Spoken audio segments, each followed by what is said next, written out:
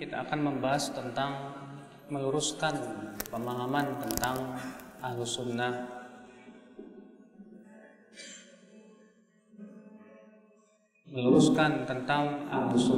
wal Jamaah.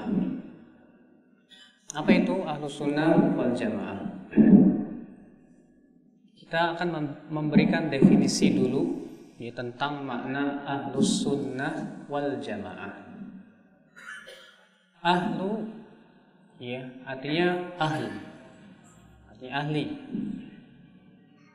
As-Sunnah mempunyai makna semua yang berasal dari Rasulullah SAW.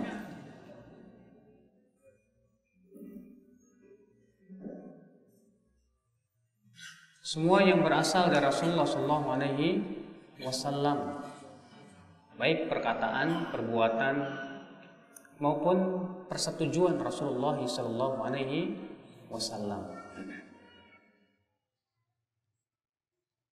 Disebut Ahlus Sunnah karena mereka selalu berpegang dengan apa yang dipegang oleh Rasulullah SAW. Sehingga dalam akidah, dalam ibadah, dalam muamalah, dalam berbagai macam permasalahan agama, selalu mereka berpegang kepada sunnah Rasulullah SAW. Makanya disebut dengan Ahlus Sunnah.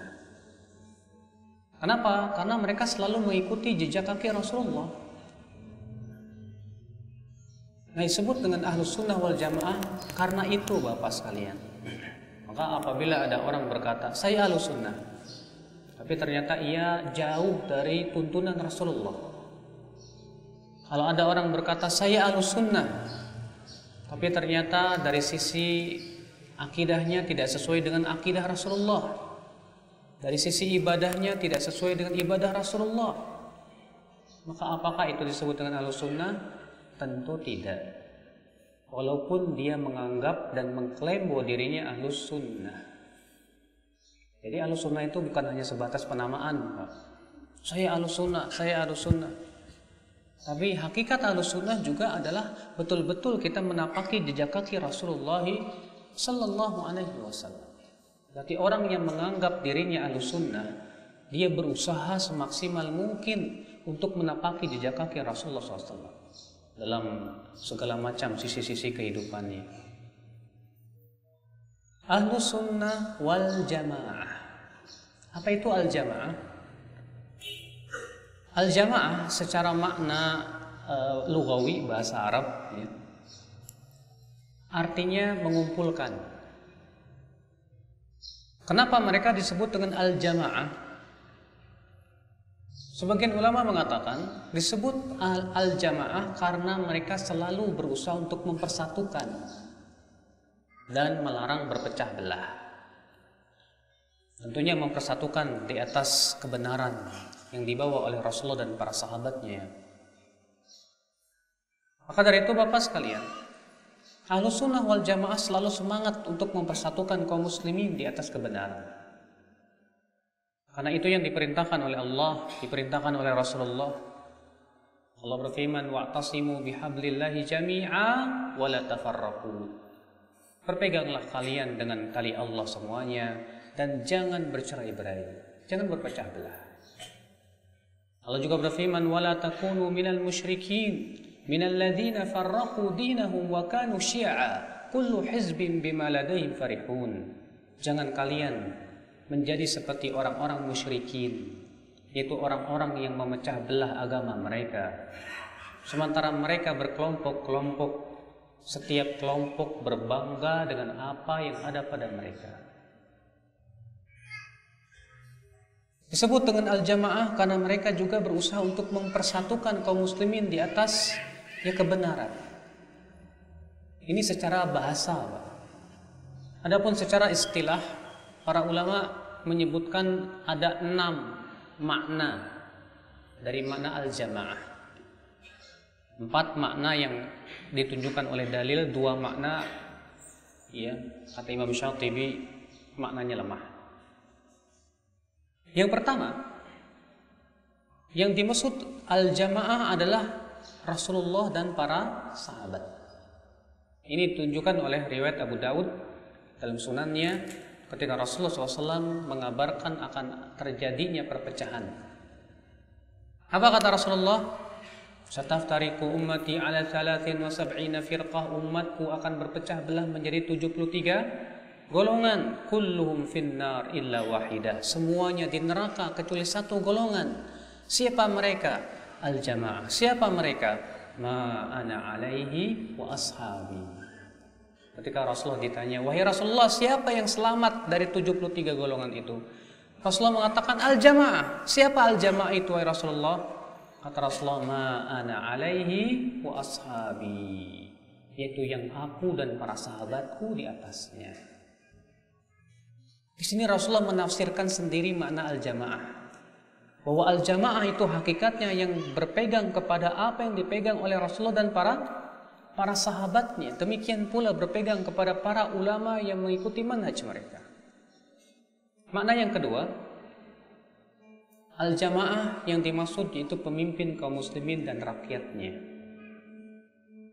Ini ditunjukkan oleh hadis Hudzaifah ibn Yaman, di mana Rasulullah SAW ditanya oleh Hudzaifah. Hudzaifah berkata, kana an-nas yas'aluna Rasulullah SAW 'anil khair wa kuntu as'aluhu 'anil syarr makhafata an yudrikani. Adalah orang-orang bertanya kepada Rasulullah tentang kebaikan, sedangkan aku bertanya kepada Rasulullah tentang keburukan. Kenapa? Karena aku takut bila aku terkena keburukan itu. Lalu aku berkata, wahai Rasulullah, apakah setelah zaman kebaikan ini akan ada zaman keburukan?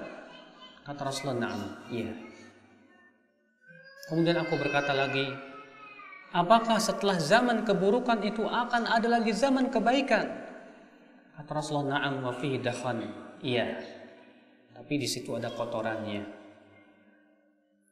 Lalu Hudzaifah bertanya, apa kotorannya wahai Rasulullah? Kata Rasulullah, qaumun yastannuna bi ghairi sunnati wa yahtaduna bi ghairi hadi, yaitu adanya suatu kaum yang mengambil sunnah selain sunnahku dan mengambil petunjuk selain petunjukku, kata Rasulullah. Kemudian Hudzaifah bertanya lagi, apakah setelah zaman kebaikan yang kedua itu akan ada lagi zaman keburukan? Apa kata Rasulullah? Na'am, iya. Du'atun ila abwabi jahannam, akan muncul penyeru-penyeru ke neraka jahannam. Siapa yang mengijabah atau menyeru sahutannya, ia akan dilemparkan ke dalam neraka jahannam. Apa kata Hudzaifah? Sifhum lana ya Rasulullah, sifatkan kepada kami ya Rasulullah, siapa mereka para penyeru kepada neraka jahannam itu? Kata Rasulullah, hum qaumun min jildatina wa yatakallamuna bi alsinatina. Mereka suatu kaum sama dengan kulitnya dengan kita, artinya dari bangsa kita juga, dan berbicara dengan bahasa kita juga. Kemudian Hudzaifah berkata, wahai Rasulullah, apa yang harus aku lakukan apabila aku menemukan zaman yang di situ banyak penyeru kepada neraka jahannam? Kata Rasulullah, talzam jama'atal muslimin wa imamah, berpeganglah kamu kepada jamaah kaum muslimin dan imam mereka. Kata Hudzaifah, kalau tidak ada jamaah, tidak pula ada imam, bagaimana ya Rasulullah? Kata Rasulullah, i'tazil tilkal firqa kullaha, tinggalkan semua firqah-firqah yang ada. Walaupun kamu harus mati sementara kamu menggigit akar pohon, dan kamu mati di atas itu, kata Rasulullah SAW. Hadis ini sahih, dikeluarkan Imam Muslim dalam sahihnya. Lihat di sini Rasulullah SAW menyebut pemimpin kaum muslimin dan imamnya disebut dengan al-jamaah. Al-jamaah. Makna yang ketiga dari al-jamaah ini yang dipahami oleh Abdullah bin Mas'ud radhiyallahu anhu arbah, sebagaimana dikeluarkan Ibnu Battah.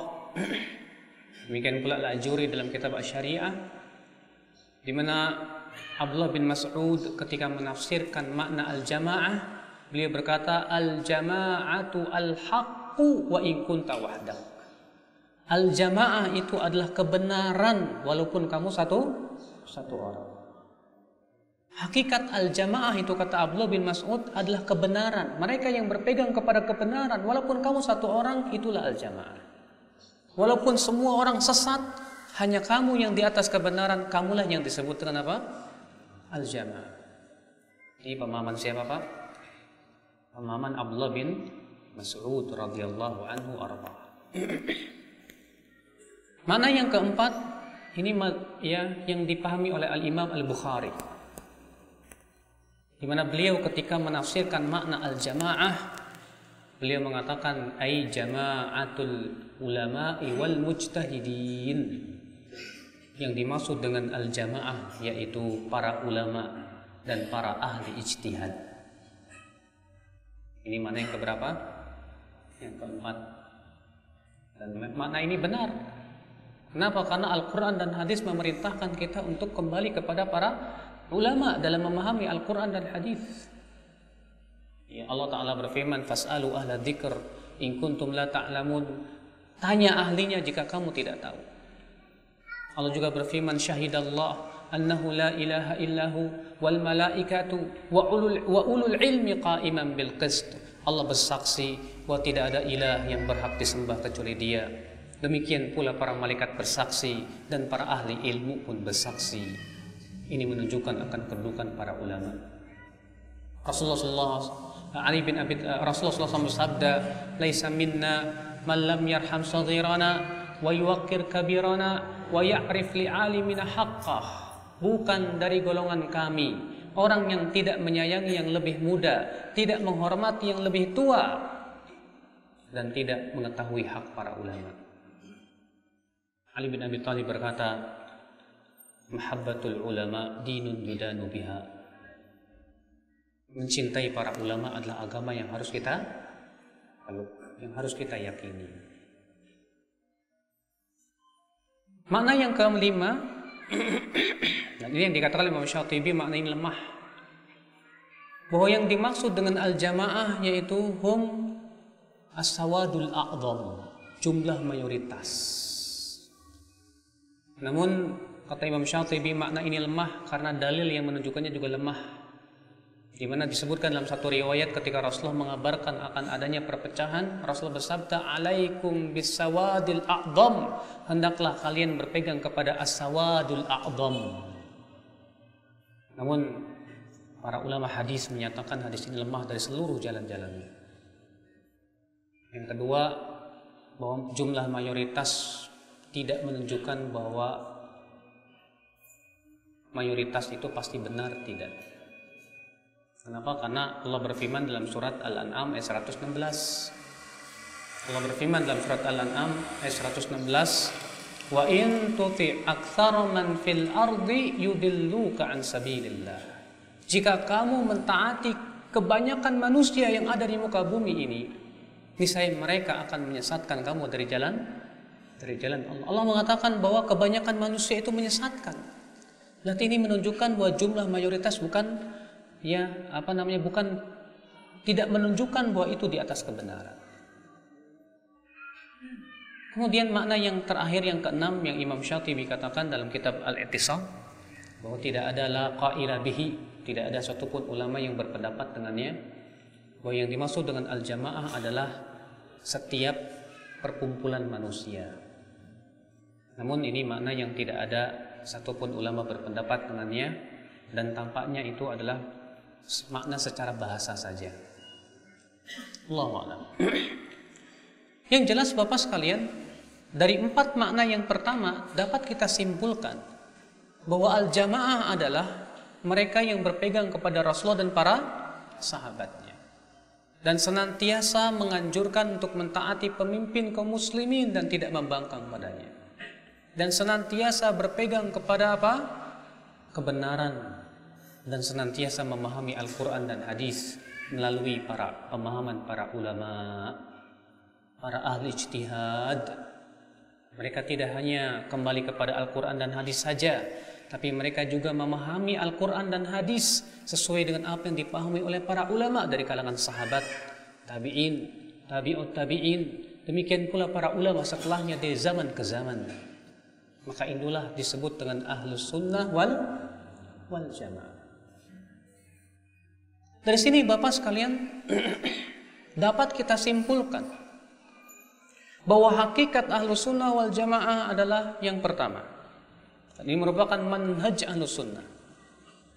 Bahwa Ahlus Sunnah senantiasa lebih mendahulukan Allah dan Rasulnya di atas perkataan siapapun dari manusia ini. Mereka meyakini bahwa wahyu lebih tinggi daripada pendapat siapapun. Dalilnya apa? Allah berfirman dalam surat Al-Hujurat ayat 1. Ya ayyuhalladzina amanu la tuqaddimu baina yadayillahi wa rasulih. Wahai orang-orang yang beriman, jangan kalian mendahului Allah dan Rasulnya. Maka Ahlus Sunnah wal Jamaah meyakini Pak, pendapat siapapun apabila bertabrakan dengan Al-Quran dan hadis, maka Al-Quran dan hadislah yang harus didahulukan daripada pendapat siapapun juga. Dan inilah Pak yang diyakini oleh seluruh ulama dari zaman ke zaman. Bahkan imam yang 4 sepakat atas keyakinan ini.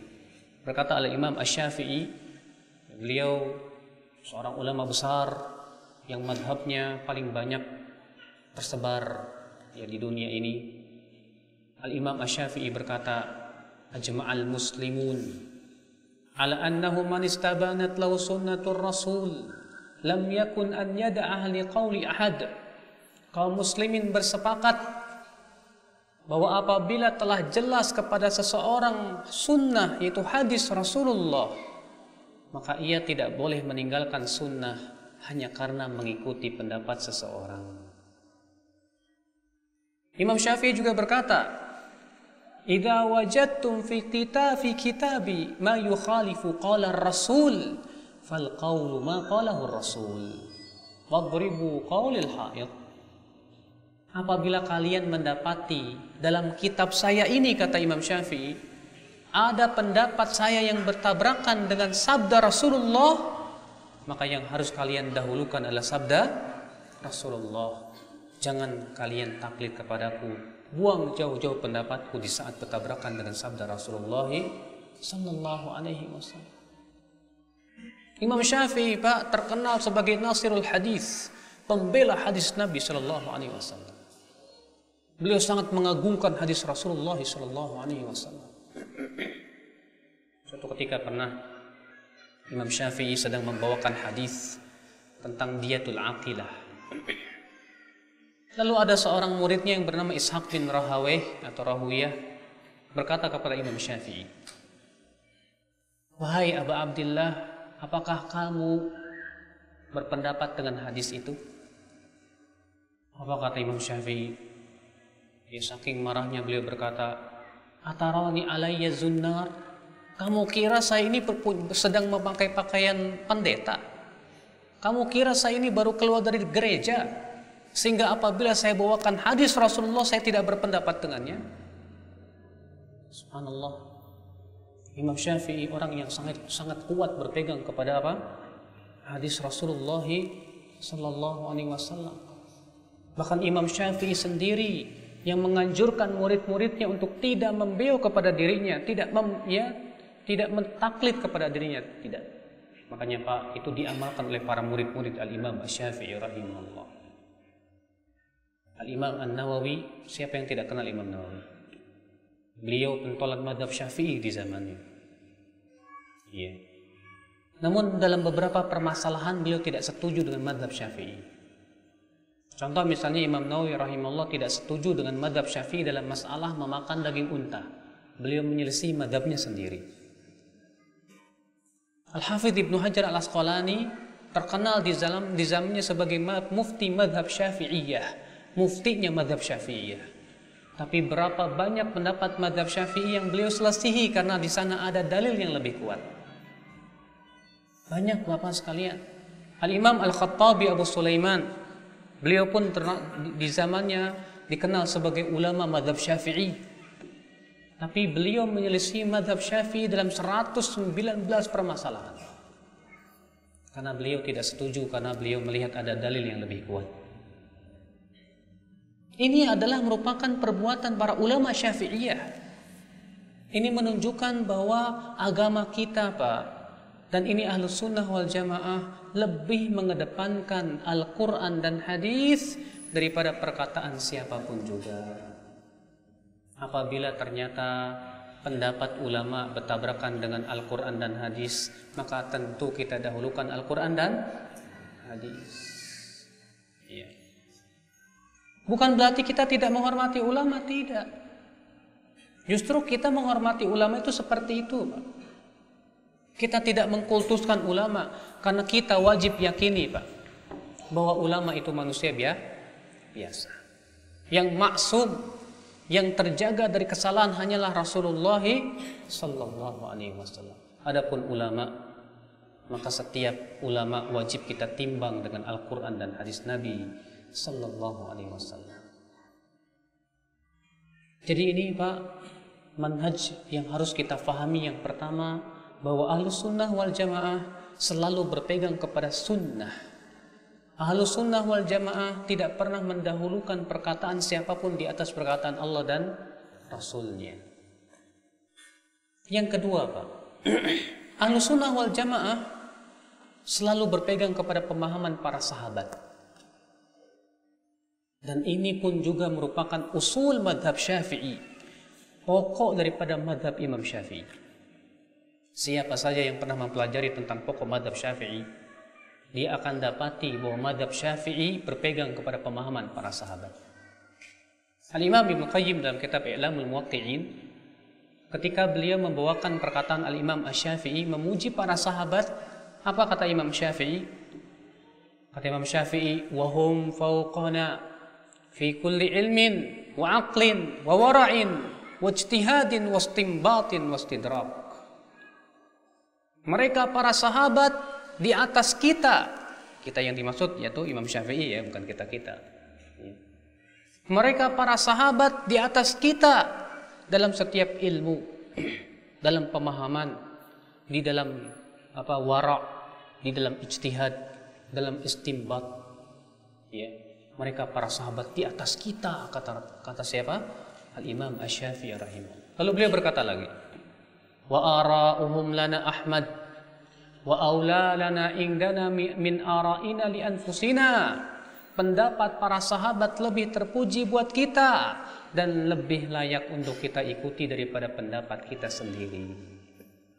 Subhanallah, bagaimana Imam Syafi'i mengagungkan pemahaman para sahabat.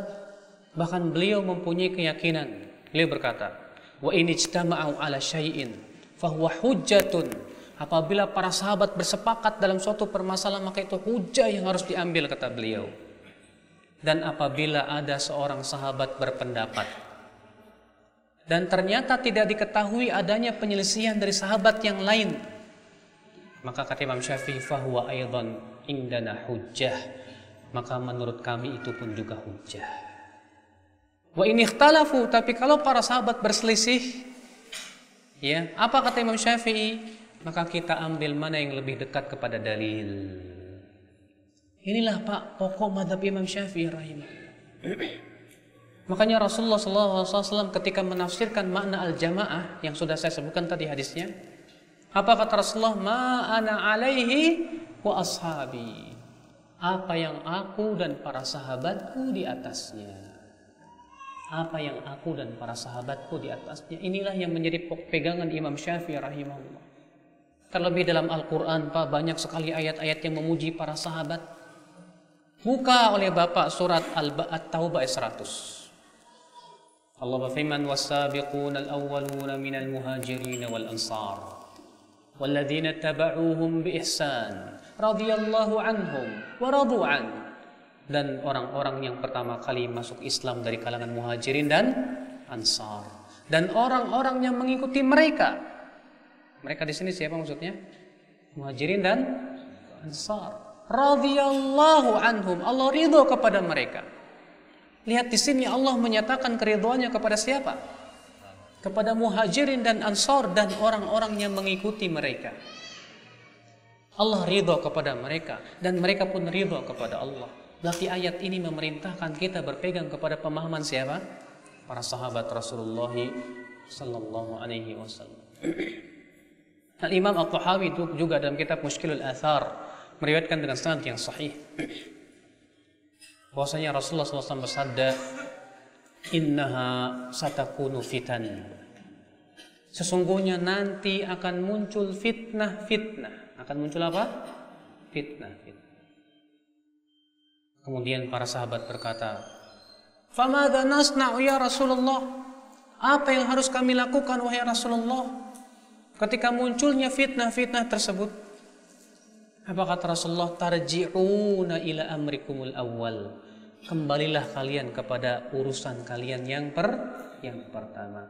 Urusan yang pertama siapa Pak kalau bukan sahabat Rasulullah sallallahu alaihi wasallam?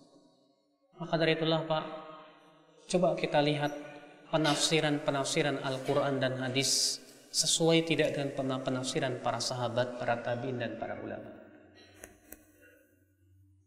Ini manhaj yang harus kita pahami. Yang ketiga, bahwa Ahlussunnah wal Jamaah memerintahkan umat Islam untuk mencintai ulama. Ahlussunnah wal Jamaah memerintahkan umat Islam untuk mengambil para ulama sebagai wasilah untuk memahami Al-Quran dan hadis. Ulama bagaikan bintang. Kalau Bapak pergi ke Mekah, butuh bintang sebagai kompas. Maka karena ulama itu bagaikan bintang, maka kita jadikan ulama sebagai kompas kita untuk memahami Al-Quran dan hadis Nabi Sallallahu Alaihi Wasallam. Apabila para ulama bersepakat, tapi ingat Pak ya, kesepakatan yang dimaksud di sini bukan kesepakatan ulama di daerah tertentu, enggak.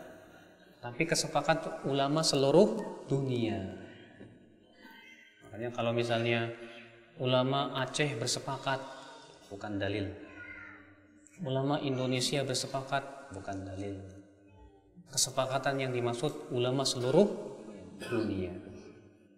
Yang disebutkan dalam hadis Nabi SAW, lan tajtami'a ummati ala dhalalah, umatku tidak mungkin bersepakat di atas kesesatan. Umatku artinya umatku secara keseluruhan, bukan sebagian-sebagian. Maka Bapak sekalian, apabila para ulama bersepakat, wajib kita terima. Karena kesepakatan ulama pasti benar, tidak mungkin salah.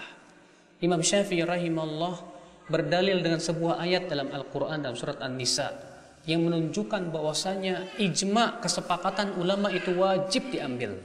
Itu Allah berfirman dalam surat An-Nisa, wa may yushaqiqir rasul min ba'di ma tabayyana lahul huda wa yattabi' ghayra sabilil mu'minin nuwallihi ma tawalla wa nuslihi jahannam wa sa'at masira.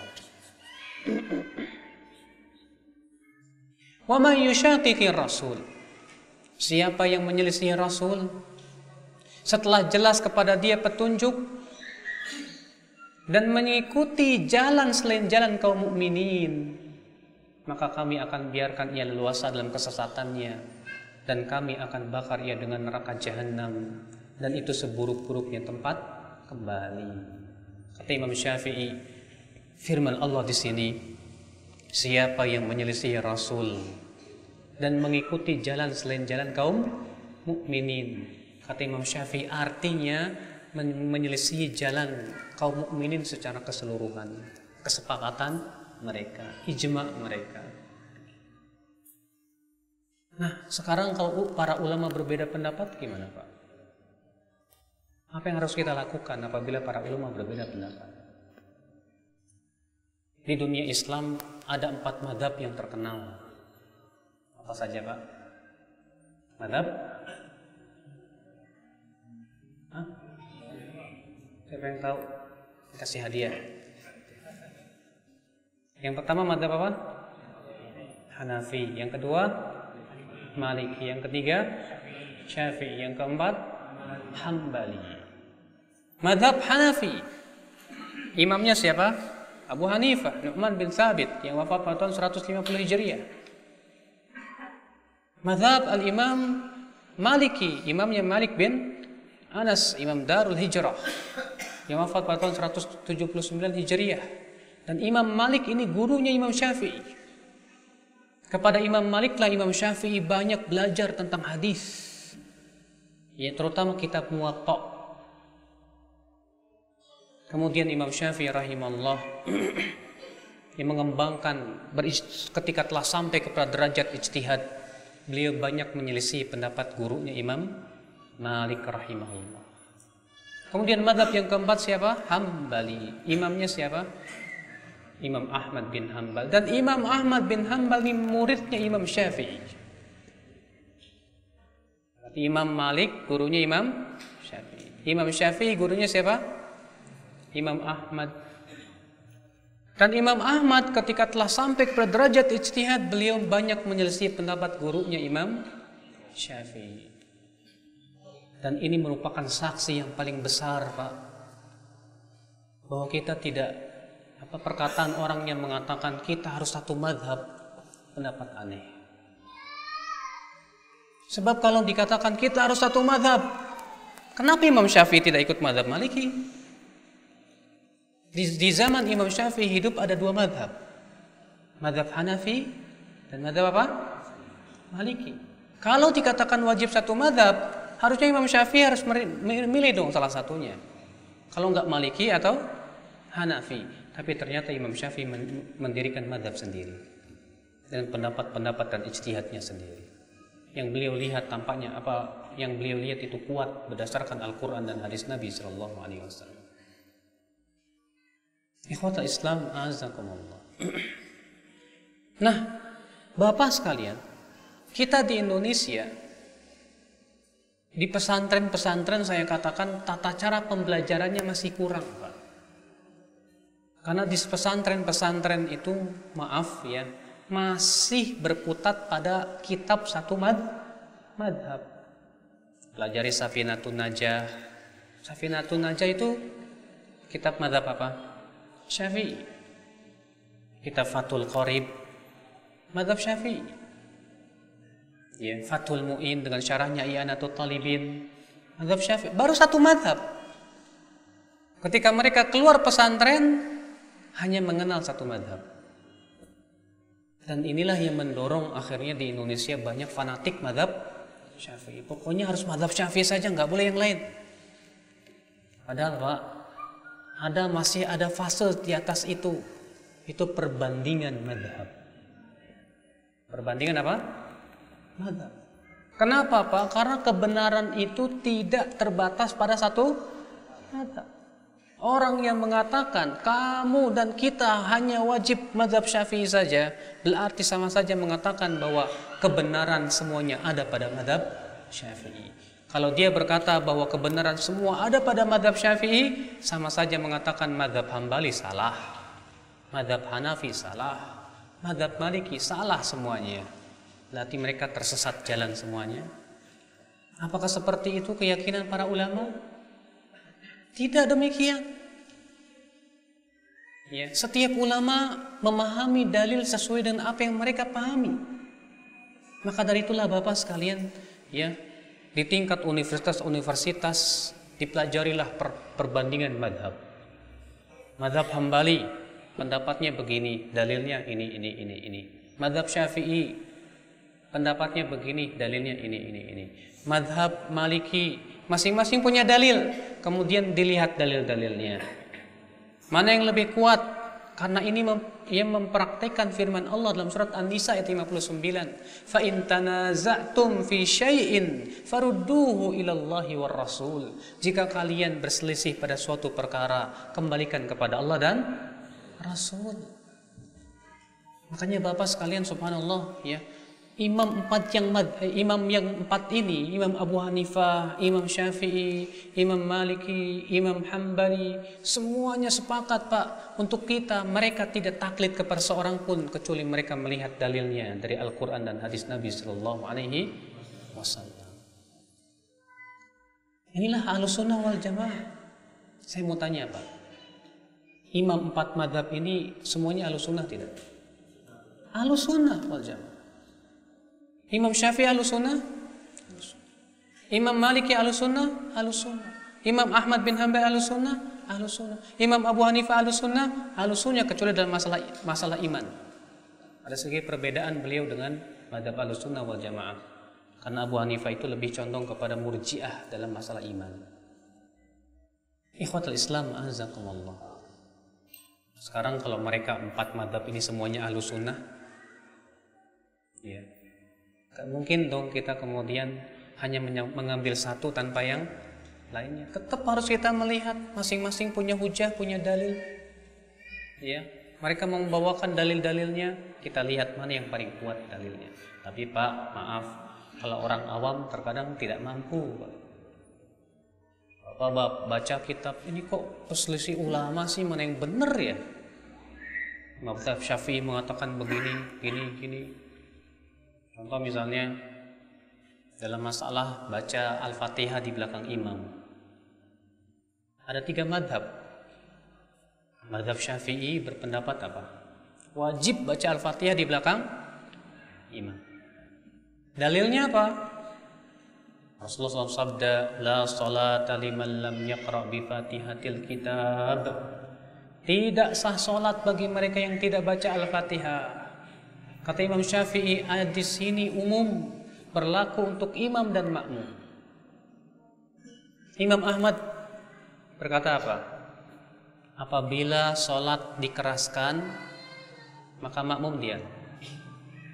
Tapi kalau apabila salatnya imam tidak dikeraskan, maka makmum apa? Baca. Dalilnya Imam Ahmad apa?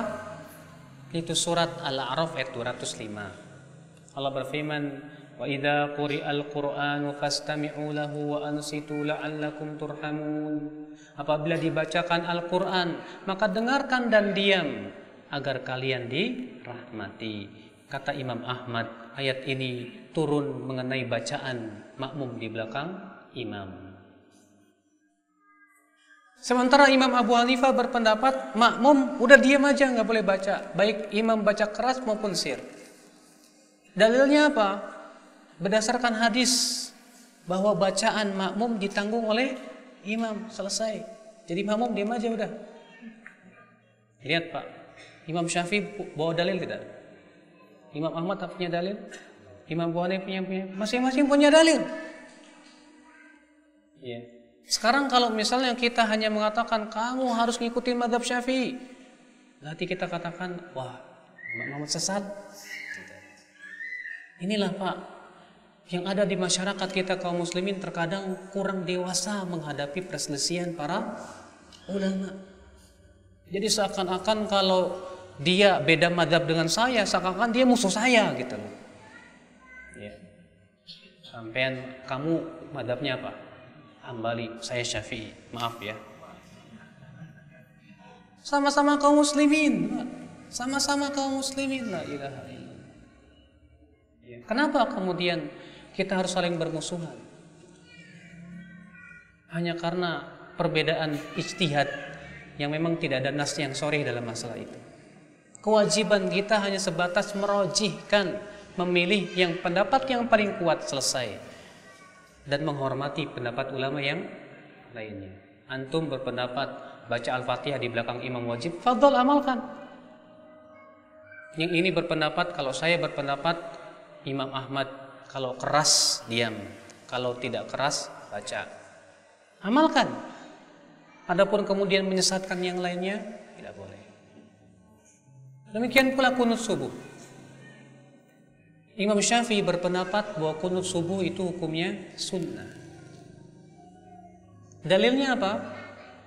Hadis bahwa Rasulullah SAW lam yazal yaqnutu fil fajr hatta faraqad dunya. Senantiasa Rasulullah SAW kunut fajar sampai meninggal dunia.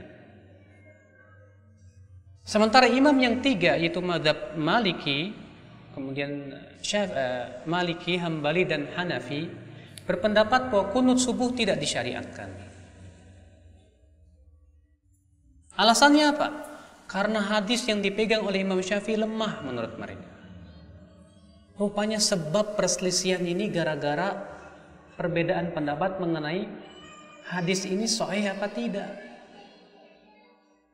Karena hadis itu Pak, yang disebutkan dalam hadis tadi ya, bahwa Rasulullah SAW senantiasa kunut subuh sampai meninggal dunia. Itu di dalam sanadnya ada seorang perawi yang bernama Isa bin Mahan, yang dikenal dengan Abu Ja'far Ar-Razi. Dan memang ternyata para ulama jarh wa ta'dil pun berbeda pendapat, apakah ia perawi yang terpercaya atau tidak. Imam Yahya bin Ma'in mengatakan thiqah. Imam Abu Hatim mengatakan dia thiqah. Ali ibn Madini, gurunya Imam Bukhari, mengatakan juga dia thiqah. Sementara ulama yang lain seperti Abu Zur'ah, Imam Bukhari, Imam Ahmad, dan yang lainnya mengatakan bahwa dia buruk hafalannya. Dan ini juga yang dipilih oleh Imam Ibnu Hibban dan dirajikan oleh Al-Hafidh Ibnu Hajar dalam kitab Taqribut Tahdhib. Sehingga mereka yang mendhaifkan karena melihat Abu Ja'far Ar-Razi ini perawi yang buruk hafalan. Mereka yang mensahihkan karena menganggap bahwa Abu Ja'far Ar-Razi ini seorang perawi yang thiqah. Inilah sebab kenapa kemudian terjadi perbedaan antara yang Imam Syafi'i dengan madhab yang tiga. Sekarang kalau misalnya ada orang yang kunut subuh, ya, imam yang tiga yang tidak setuju dengan Imam Syafi'i tentang masalah kunut subuh, mereka berbeda pendapat. Bagaimana kalau kita sholat di belakang Syafi'i? Kemudian dia kunut subuh, apakah kita ikut kunut? Kebanyakan mereka mengatakan iya, ikut. Dan ini pendapat Imam Ahmad. Ini juga pendapat ya Syekhul Islam Ibnu Taimiyah, dan itu juga yang dirajikan oleh Syekh bin Baz, Syekh Utsaimin, bahkan disebutkan dari Syekh Albani juga. Iya, ikut. Kenapa? Karena ini masalah yang sifatnya apa? Perselisihan ulama dan ijtihadiyah.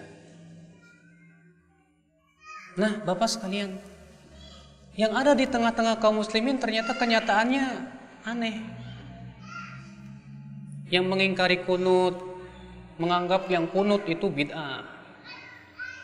Yang kunut pun juga musuhin yang apa? Mengingkari gitu. Siapa yang mengatakan bahwasanya kunut subuh itu tidak boleh? Nah, jadi akhirnya apa, Pak? Akhirnya kaum muslimin berpecah belah terus-menerus. Padahal para ulama terdahulu saja sudah masih apa? Berikhtilaf. Kewajiban kita sekali lagi hanya memilih mana yang paling kuat, selesai. Adapun menyalahkan yang lainnya tidak boleh. Kita lanjutkan. Jadi sudah kita sebutkan tadi tentang hakikat Ahlus Sunnah wal Jamaah. Ahlus Sunnah yang pertama senantiasa berpegang kepada sunnah Rasulullah Sallallahu Alaihi Wasallam. Ahlus Sunnah mendahulukan Al-Quran dan hadis di atas pendapat seluruh manusia. Yang kedua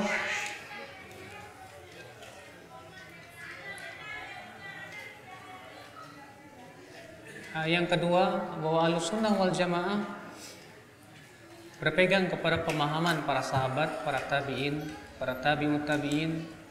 Demikian pula para ulama yang mengikuti metode mereka ya dari generasi ke generasi. Makanya Ahlus Sunnah wal Jamaah, Bapak sekalian, dalam memahami Al-Quran dan hadis tidak mencukupkan pemahaman sendiri. Ahlus Sunnah wal Jamaah dalam memahami Al-Quran dan hadis hendaknya kita melihat bagaimana pemahaman para ulama.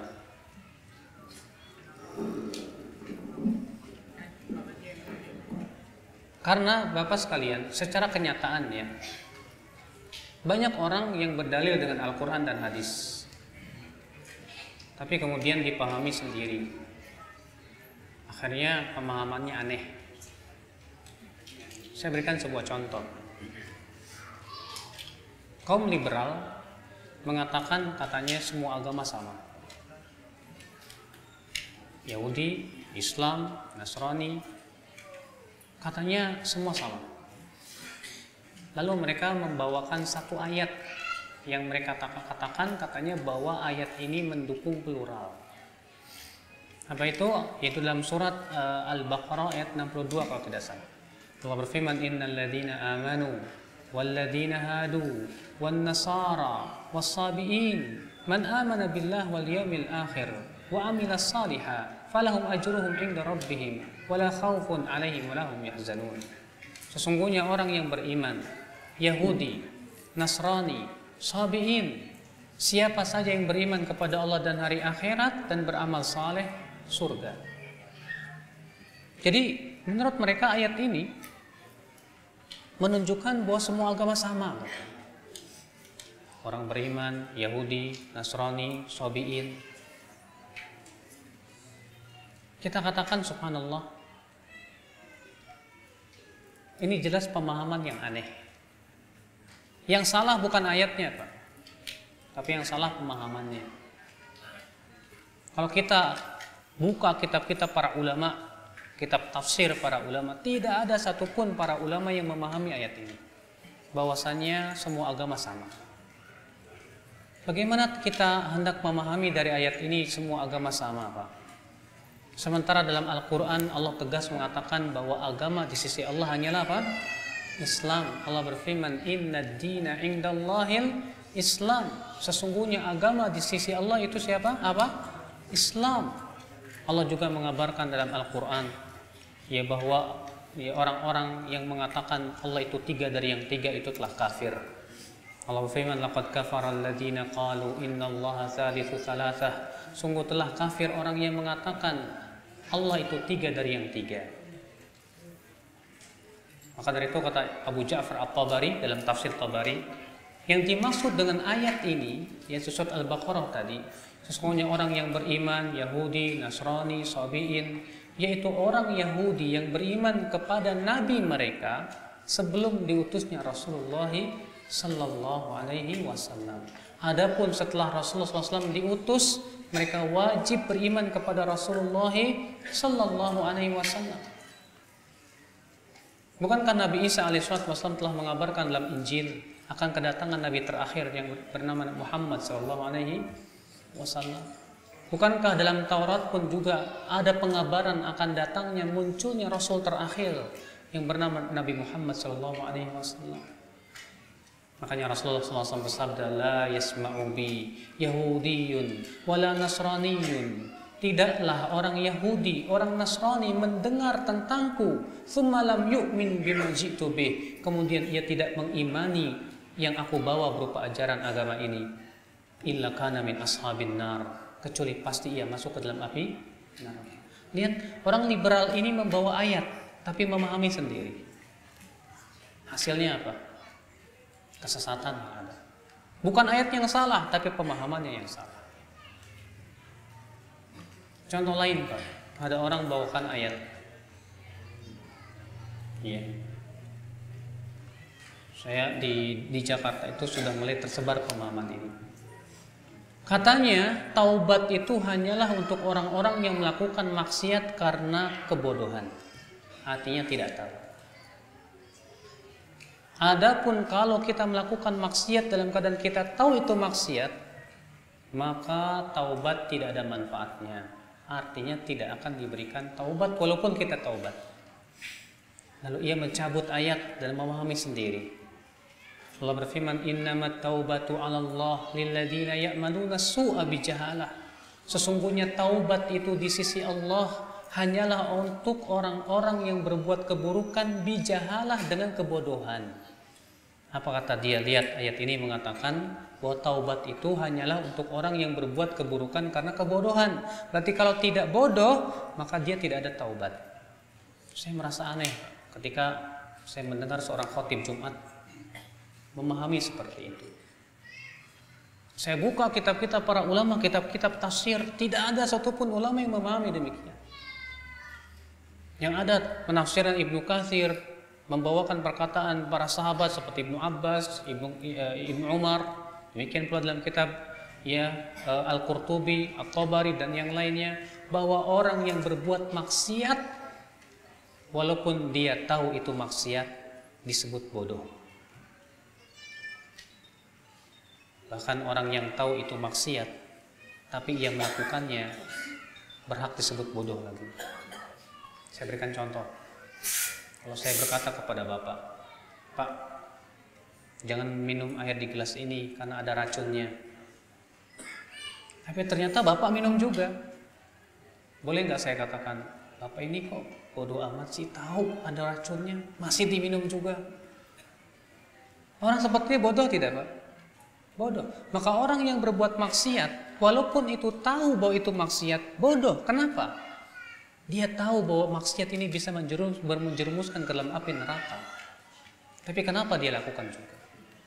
Makanya penafsiran seluruh ulama menafsirkan firman Allah tadi, innamat taubatu 'alallahi lilladzina ya'maluna su'a bijahalah. Bijahalah di sini maksudnya orang yang berbuat maksiat baik dalam keadaan tahu maupun dalam keadaan tidak tahu. Berarti orang yang berbuat maksiat lalu ia taubat kepada Allah dengan taubat nasuha diterima tidak? Diterima. Semua dosa. Tapi itulah Bapak sekalian, ketika tidak merujuk pemahaman dan penafsiran para ulama, apa yang terjadi? Yang terjadi kesesatan. Saya pernah nonton di televisi, ada seorang membawakan tafsir. Saya katakan tafsirnya aneh sekali. Iya. Dia menafsirkan firman Allah, wa minal laili fatahajjat bihi nafilatan lak asa ay yab'atsaka rabbuka maqaman mahmuda. Wa minal laili fatahajjat bihi, dan di sebagian malam hendaklah kamu tahajud, salat malam, sebagai sesuatu yang sunnah untukmu. Asa ay yab'atsaka rabbuka maqaman mahmuda, semoga Rabbmu membangkitkanmu di tempat yang terpuji. Kemudian dia menafsirkan apa? Ini baru semoga, katanya. Belum dapat, baru semoga. Sehingga akhirnya dia menyaksikan bahwasanya orang tentang keutamaan sholat tahajud. Karena Allah hanya mengatakan semoga. Padahal para ulama mengatakan kata asa dalam Al-Quran punya makna pasti. Artinya orang yang diberikan oleh Allah, orang yang senantiasa sholat malam, yang senantiasa mengharapkan pahala Allah, beramal saleh, maka Allah akan berikan kepada dia tempat yang terpuji di sisi Allah Subhanahu wa taala. Nah, akhwat Islam azakumullah. Maka dari itulah Bapak sekalian, sekali lagi Ahlus Sunnah wal Jamaah meyakini bahwa kewajiban kita betul harus berpegang kepada Al-Quran dan hadis. Namun ingat, memahami Al-Quran dan hadis bukan memahami sesuai dengan pemahaman sendiri, tapi kembalikan kepada para ahlinya dari kalangan sahabat, para tabi'in, para tabi'ut tabi'in. Demikian pula para ulama setelahnya dari zaman ke zaman. Karena mereka lah orang-orang yang paling faham tentang Al-Quran dan hadis Nabi sallallahu alaihi wasallam. Ikhwata Islam azakumullah. Dan sudah saya sebutkan tadi pembahasan tentang masalah perselisihan para ulama, bagaimana kita mensikapinya tidak perlu kita bahas lagi. Yang jelas inilah Pak, orang yang mengaku dirinya Ahlussunnah wal Jamaah, dia harus berusaha berpegang kepada sunnah Rasulullah dalam seluruh sisi. Dalam akhlak, coba kita ikuti akhlak Rasulullah sallallahu alaihi wasallam. Kadang kita melihat sebagian orang yang berpegang kepada sunnah, tapi dari sisi akhlak kurang. Bertemu dengan sesama kaum muslimin, boro-boro senyum, boro-boro apa. Padahal kata Rasulullah, at-tabassum fi wajhi akhika sadaqah. Tersenyum di wajah saudaramu apa? Sedekah. Iya. Rasulullah SAW menganjurkan kita untuk menebarkan salam. Afsyus salam bainakum. Sebarkan salam di antara kalian. Karena salam itu bisa menumbuhkan rasa kasih sayang dan cinta. Kata Rasulullah, la tadkhulunal jannah hatta tu'minu wa la tu'minu hatta tahabbu. Kalian tidak masuk surga sampai kalian beriman, dan kalian tidak beriman sampai kalian saling mencintai. Awala adullukum ala syai'in idza fa'altumu tahabbtum. Maukah aku sampaikan kepada kalian, aku tunjukkan kalian kepada sesuatu yang apabila kalian lakukan kalian akan saling mencintai.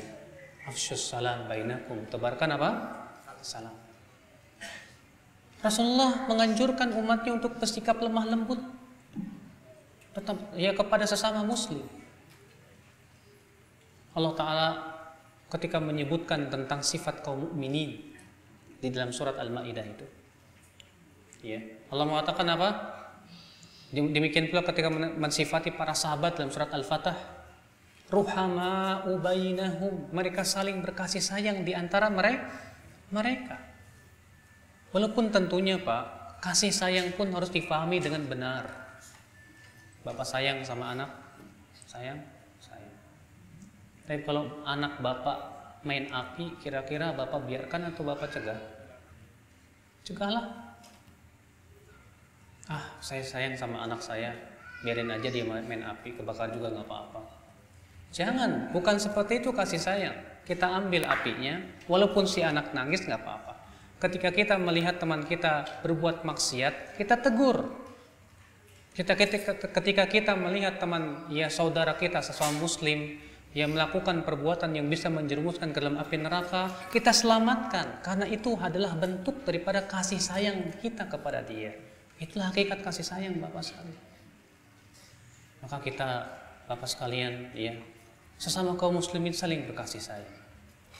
Rasulullah SAW menganjurkan kita untuk berlemah lembut. Beliau bersabda, alaika birrifq, hendaklah kalian bersikap lemah lembut. Fa inna rifqa la yakunu fi syai'in illa zanah wa la yunza'u min syai'in illa syanah. Karena kelemah lembutan itu tidaklah ada pada sesuatu kecuali ia akan menghiasinya, dan tidaklah dicabut dari sesuatu kecuali ia akan merusaknya, mencorengnya. Bahkan Pak, ya, terkadang pemikiran yang menyimpang saja kalau dibungkus dengan kelemah lembutan jadi indah loh Pak. Di Jawa, di beberapa tempat kristenisasi berhasil. Kenapa? Karena lemah lembut. Ya, misionaris datang kepada kaum muslimin yang miskin dengan senyuman, dengan bantuan. Akhirnya banyak umat Islam yang terpedaya. Di Gunung Kidul Pak, di Jawa Tengah, ada sebuah desa tadinya 99% muslim, namun sayang rata-rata miskin. Datanglah misionaris menawarkan berbagai macam kesenangan dunia dengan penuh kelembutan dan senyum. Sekarang 99% Nasrani. Yang tadinya 99% kaum muslim, sekarang berubah 180 derajat, 99% apa? Nasrani. Muslim tinggal 1%. Kenyataan. Ya. Kalau ternyata mereka bisa bersikap lemah lembut, kenapa kita tidak? Terkadang kita akhlak sesama kaum muslimin tidak ada kelemah lembutan, saling sikat, saling sikut. Allahul musta'an wa alaihi tiklan. Pada Rasulullah SAW menganjurkan kita untuk berlemah lembut, terutama sesama kaum muslimin. Kalau ternyata ada saudara kita misalnya tersesat jalan, selamatkan, bimbing ia kepada jalan kebenaran. Apabila kita lihat saudara kita ada yang tidak tahu, ajarkan, pahamkan. Nah, akal Islam, kalau kita mengaku ahlu sunnah wal jamaah, berakhlaklah dengan akhlak sunnah Rasulullah Sallallahu Alaihi Wasallam. Islam agama akhlak Pak. Islam satu-satunya agama yang sangat memperhatikan tentang adab. Adakah dalam agama lain yang mengajarkan adab sedetail mungkin kecuali Islam? Maka dari itulah Bapak sekalian, ya, sekali lagi ahlu sunnah wal jamaah bukan sebatas mengaku-ngaku. Saya ahlu sunnah. Kalau cuma ngaku semua orang bisa. Saya ahlu sunnah. Tapi bagaimana perilaku kita? Sesuai dengan sunnah atau tidak? Saya ahlu sunnah. Bagaimana ibadah kita? Sesuai dengan sunnah Rasul atau tidak? Akidah kita, muamalah kita, akhlak kita. Cobalah Bapak sekalian, setiap kita yang mengaku diri ahlu sunnah berusaha mempelajari hakikat sunnah Rasulullah SAW. Ini ngaku ahlu sunnah, makan saja pakai tangan kiri, minum pakai tangan kiri, gimana? Padahal Rasulullah SAW mengatakan apa? Makanlah dengan tangan kanan, minum tangan kanan. Karena setan yang makan dan minum dengan tangan kiri. Kita enak aja, sebelah kanan makan, sebelah kiri minum. Plus. Gak sadar kalau dia setan ikut makan itu. Ya. Padahal kita mengaku saya Ahlussunnah. Tapi kalau kamu Ahlussunnah, ikutlah sunnah Rasul. Rasulullah SAW menganjurkan kita makan dengan tangan kanan.